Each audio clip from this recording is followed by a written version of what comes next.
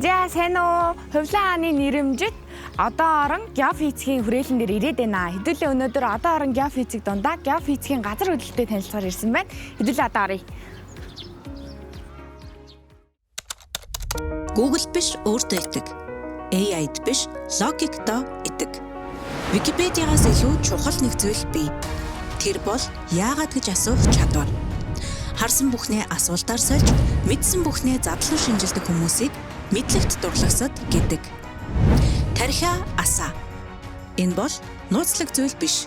Харин бидний одоогоор бүрэн тайлбарлаж амжаагүй үнэн.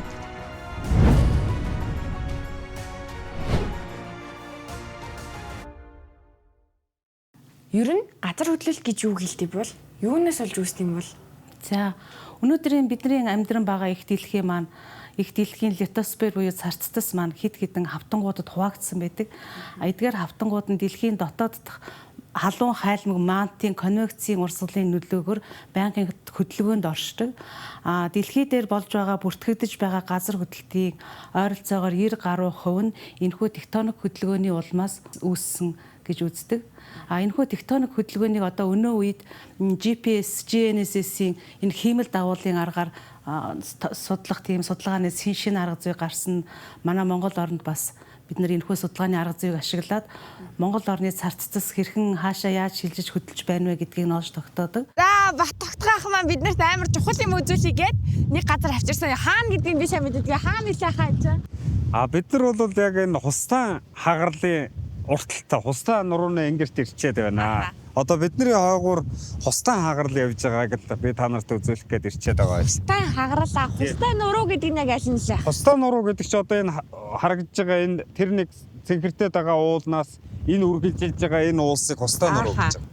Хагарал гэдэг нь ер нь юу хэлж байгаа? Газар хөдлөлтөг одоо тийм юм суларсан бүтцийг хэлж гин гэсэн. Шугам маягийн бүтцтэй, шугам маягийн суналтай ийм геологийн биетийг л хэлж байгаа юм л да. За ер нь Монгол орнд царцын зузаан ер нь хэр хэмжээтэй байдаг вэ? За тэгэхээр ер нь дэлхийн өөрөө тийм бүслүүрлэг бүтцтэй юм байна. Тэгэхээр дэлхийн дотор бол одоо цөм, цавг мандал тэгээд царц гэсэн ийм гурван хэсгээс бүрддэг юм байна.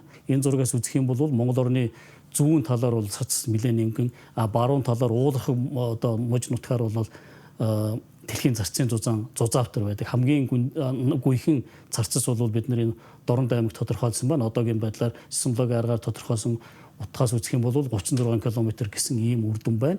Хамгийн зузаан зарц бол бид одоогийн байдлаар биднэрт Ховд аймгийн одоо нутаг дэвсгэрт 63 км гэсэн ийм царцын зузааны утгуу тодорхойлогдсон байна. Тэгэхээр энэ бидний энэ тодорхойлж гаргасан энэ царцын зузааны одоо утгууд маань болохоор Монгол орны газар хөдлөлийн судалгаанд ашиглагдахаас гадна дэлхийн сейсмологийн судалгаанд хувь нэмэр оруулах ийм ач холбогдолтой судалгаа юм байна. За өмнөх шилжилт хөдөлгөөнтэй холбоотойгоор бид нар энэ царцсан хэв ажилтыг тогтоосон байдаг. Энэхүү зурган дээрээс улаанаар шахалтын хүч, цэнхрээр тэлэлтийн хүчийг харуулсан байгаа. Тэгэхээр мөн адил шилжилт хөдөлгөөн их явагдаж байгаа баруун бүс нутаг маань мөн адил энэ царцсан хэв ажил бас нэлээд явагдаж байна. Хойдолтой тэр байгаль нуур орчин бол тэлэлтийн хэв ажил нэлээд давмгайлсан байгааг харж байгаа. За зүүн тал маань ерөнхийдөө шахалт болон тэлэлтийн хүч тэнцүү үйлчилж байгаа юм бүс нутаг байна. Жишээ нь газар хөдлөлийн идэвхтэй хагарал дээр хагаралаараа дамжуулж уул нуруу үүсдэг байхгүй. Тэгэхээр одоо энэ хустан нуруу чинь хагаралаараа дамжиж үүсэж гин гэсэн үг. Тэгж ойлгож бас болно тий. За хустай нуруу хагарал хэсгийн тэгвэл яг хаагуур нь харагдаж байгаа юм бол. Хустай нурууны хагарал гэдэг байгаа нь за одоо энэ дээр бол хагарлын төрлүүд гэж байна. За зөрөг хагарал, тохирол хагарал, хэвтэй шилжилттэй хагарал гэх мэтлэнгээ хагалууд байна. Шилжилттэй хагарал.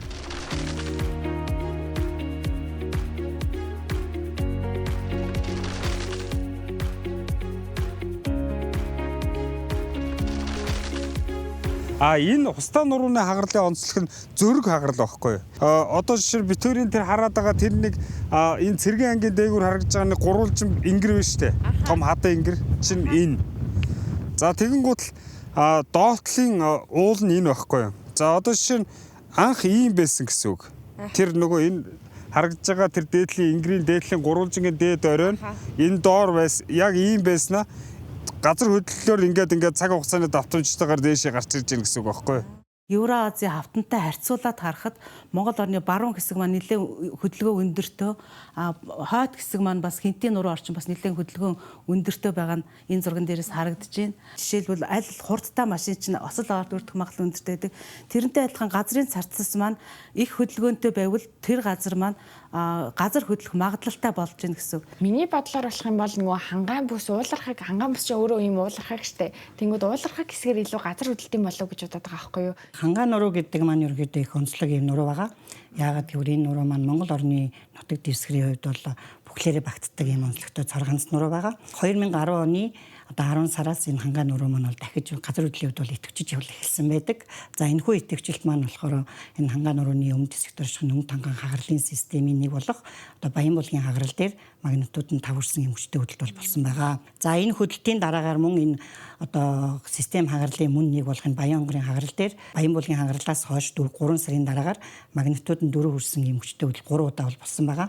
За эдгээр хүчтэй хөдөлтүүд нь одоо энэ хангаан бүсэд басан хамгийн сүүлийн болоод хамгийн хүчтэй хөдөлтүүд болоод байгаа. Хангаан нурууны маань энэ дахин идэвхжилтийг одоо наривчлан судлахын тулд одоо ийм голомтын наривчлан судалгааны ажлыг бол хийсэн байгаа. Тэгээд одоо миний энэ судалгааны ажлын бас нэг даваа тал бол гэхээр сул хөдөллийн хувьд ойрын зайн хөдөлтийн хувьд бол газар хөдлөлийн голомтын параметруудыг тодорхойлж энэ стрессийн одоо хэвтэй чиглэл дагуух стрессийн одоо шахалт хэлтийн чиглэлийг бол тогтоосон байгаа. За тэгээд судалгааны талбай болох энэ өмнөд хангаан систем хагарал маань ерөөдөө хамгийн их стрессийн чиглэл маань одоо баруун урдаасаа тэлдийн чиглэл маань болохоор зүүн уршаа чиглэлд байгааг бол олж тогтоосон байгаа.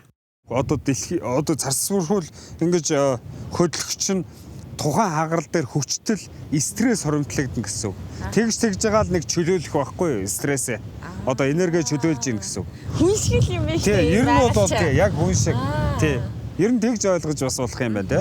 Ер нь хоёулаа ингээ очиод тэр ногоороод байгаа хэсгүүд дээр очиж танилцаж болох уу? Болно. Тий. Одоо эндээс бол харагдсан гоё байна те. Тийм учраас бид нэр энэ дээр зогслоо. Ерөнхийдөө энэ хустаа нурууны урд энгэрээр явж байгаа 80 орчим километрийн урттай ийм хагарлын систем байгаа. Одоо бид нар бол тэн дээр бол харагдж байгаа нь тийм шугам ногоон ийм судал шиг ингэж харагдж штэ. Тэр уулын бэлээр тэгж харагдж штэ те. Тэр бол тэр сайхан ийм гурвалж тэгэл тэрний цааталт нэг жижиг гурвалжин байна чи яаж гэж байна. Одоо яг энэ юуны хашааны цаагуур харахаар нэг жижиг гурвалжин. Тэгэл ерөнхийдөө бүх энгэрүүд нь ийм гурвалжин байсан. Эднэр яагаад ийм гурвалжингүү мөлгөр байна вэ гэхээр эднэр нь чулуулын нөөр байхгүй. Хадтай хэсэг нь ингээд яг шавх байд юм байна тий. Ингээд өөрийнхөө хэлбэр дүрсийг бариад хадгалагдаад үлдчихэ гэсэн байхгүй. Зөв. Хоёлаа тэгвэл очиод танилцъя тэхүү.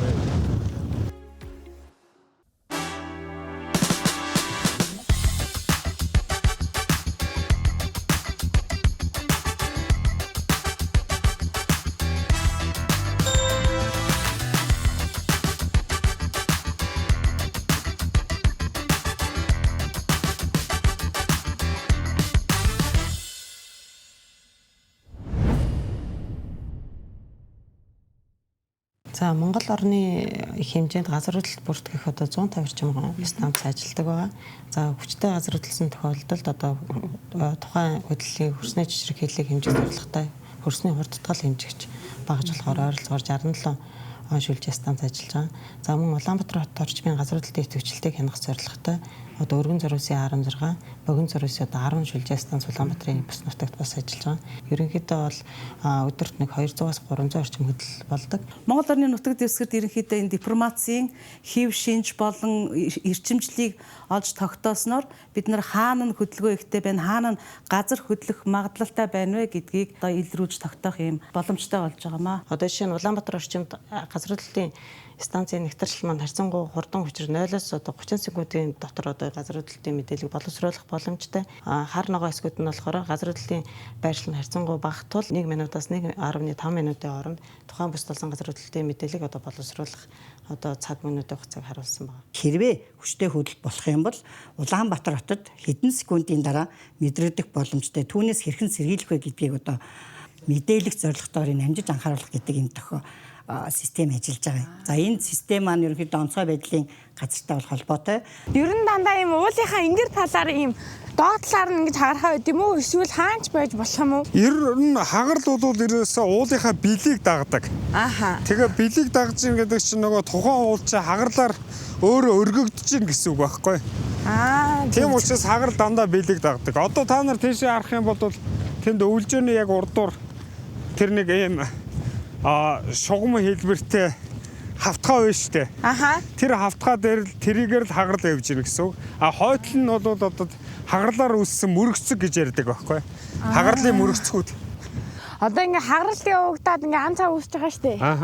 Тэрийг одоо буцааж нөхөхдөө яаж нөхөн гэсэн үг лээ. Ус салхиар ингээл шороогоо дагуулаад тэгэл нөхөгдөөл яваад байна. Одоо хагарал үүсээд ан цаа үүсчлээ. За тэгэн гутлаа газар хөдлөх гişэнд одоо хагарал үүсээд ан цаа үүсчин дараа нь бол уус сайлах одоо энэ гадаргын процессуудаар нөгөөх нь идэгэрнэ гэсэн үг шүү дээ. Идэгрээд ингээд арилна гэсэн үг. Тэгээд дараагийн газар хөдлөлтийн дээр бодлохыг хүлээнэ гэсэн үг шүү дээ. Дараагийн газар хөдлөлт нь одоо Монголд бол хэдэн мянган жилээр иргэдэг л та нэг хагарал дээр давтагдах хугацаа гэж ярьдаг. За ер нь манай Монгол орн болохоор Евраз буюу амраа хавтангийн зааг дээр уршдаг. Одоо тектоник болон сейсмологийн дээр үндэслэн амраа хавтангийн хил заагийг судалсан хэд хэдэн судалгаанууд өгдөг. Энэ бүх судалгаагаар болохоор ерөнхийдөө 70-аас 400 км-ийн гундах дээдмэнт структурыг судалсан. За энэ судалгаандаа болохоор газар хөдлөлтийн нийт 425 станцыг одоо магнитууд нь 5-аас дээш одоо 2009-оос 2021 оны одоо дэлхийд бүртгэгдсэн олон одоо хөдлөлийг ашиглаад Монгол орны дээдмэнт структур буюу Евразийн одоо доотхын дээдмэнт структурыг судалсан. Ерөнхийдөө манай Монгол орны хувьд болохоор газар хөдлөлтийн идэвхжил ихтэй баруун бус нутагт болохоор энэ эс долгион нь бол ерөнхийдөө бага. Газар хөдлөлтийн идэвхжил харьцангуй 50 бүсд маань одоо энэ долгион нь хурд ихтэй ажигласан. Энэ маань одоо эргээд энэ структур нь одоо баруун зүүн Монголын структур нь ялгаатай маа гэдгийг ерөнхийдөө харуулж байгаа. Тэнд харагдаад байгаа тэр гурвалжин ингэр чинь энэ байна. Фото зураг нь энэ байна. Зурсан модель нь бол энд байна те. Урдуур нь хагарал явж байна. Туул голын одоо систем энэ урдуур нь явж байна те. Энэ бол уулнаас бууж орж ирж байгаа усан сувгийн системүүд байна. Тэгээд уулнаас бууж орж ирэхдээ сул шороо хайргнуудыг авч орж ирдэг байхгүй юу? Тэднийг ингэж илэрхийлж ийн гэсэн үг. Хагарал ингэ явж шүү дээ. Энэ хараа. Энэ ингээ цагаан судал шиг юм байна. Тий, цагаан хар судал шиг юмнууд байгаа шүү дээ. Энэ ингээд хагарал явж байгаа шүү дээ. За саяны 5 судлаачдын маань хийсэн судалгаа нь бүр дэлхийн суурь шинжлэх ухаанд өөрийн хувь нэмрээ оруулсаар байгаа юм биш үү. Хэдүүлээ сая сонслоо штэ. Монгол орны геодинамик шилжилт хөтөлбөрийн идэвхтэй хагарал, газар хөдлөлтийн голомтын судалгаа, царцын зузаанда бүр дээд мант буюу латосфер руугаа орсон судалгаануудыг хийсээр байгаа юм биш үү.